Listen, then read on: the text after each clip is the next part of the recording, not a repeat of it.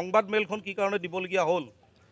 প্ৰথম কথা হ'ল 15 নৱেম্বৰ তাৰিখে প্ৰতিদিন কাকতত এটা বিবৃতি ওলাইছিল যে জাকিউল আলম নামৰ এজন ব্যক্তিয়ে আজি চুকাফা আজি মৈদামস্থলীত যিটো বিতৰ্ক আনিছে এই বিতৰ্কটোক আমি পোনপ্ৰথমেই আমি প্ৰতিটো দল সংগঠন হৈ মই সদৌ টাই আহোম ছাত্ৰ সন্থাৰ কেন্দ্ৰীয় সমিতিৰ তৰফৰ পৰা তেওঁক আমি গৰিহণা জনাইছোঁ। প্ৰথম কথা হ'ল কি চৰাইদেউক লৈ বিগত দিনত বহু বিতৰ্ক হৈছে। এনেকুৱা বিতৰ্ক আচলতে আমি আমাৰ চৰাইদেউ জিলা বা অসমৰ বিভিন্ন দল সংগঠনে বহুবাৰ আমি প্ৰতিবাদ কৰিছোঁ। চৰাইদেউ আজি মৈদামস্থলী বেদখল হৈ বৃহৎ পুঁজিপতি গোষ্ঠীয়ে আজি চৰাইদেউ বাগান বেদখল কৰি ৰাখিছে।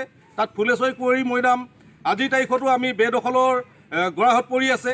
ঠিক তেনেধৰণে আমাৰ চৰাইদেউৰ যি মৈদামস্থলী বিভিন্ন প্ৰান্তত আমি দেখিবলৈ পাইছোঁ যে কি বহু লোকে ইয়াৰ মাটি অধিগ্ৰহণ কৰি তেওঁলোকে বেদখল কৰি তেওঁলোকে বাগান খুলি ৰাখিছে। ইয়াত তেওঁলোকক আমি এই সংবাদ মেলৰ যোগেদি তেওঁলোককো আমি আহ্বান জনাইছোঁ অতি শীঘ্ৰে তেওঁলোকে যিসকল মানুহে এই মাটিখিনি বেদখল কৰি ৰাখিছে তেওঁলোকক অতি শীঘ্ৰে এই মাটিবিলাক এৰি দিবৰ কাৰণে আমি এই সংবাদ মেলৰ যোগেদিয়ে আহ্বান জনাইছোঁ।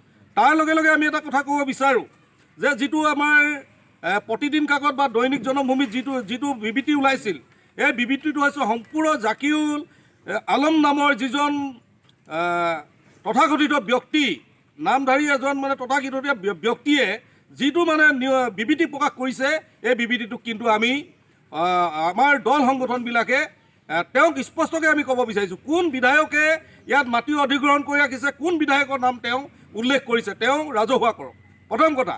আৰু কোন দল সংগঠনে বিধায়ক ডাঙৰীয়াই ইতিমধ্যে 26 বিঘাকৈ মাটি বেদখল কবলৰ পৰা আনি তেওঁ নিজেই কিনি আনি আজি আৰ্কলজি বিভাগক সমজাই দিছে।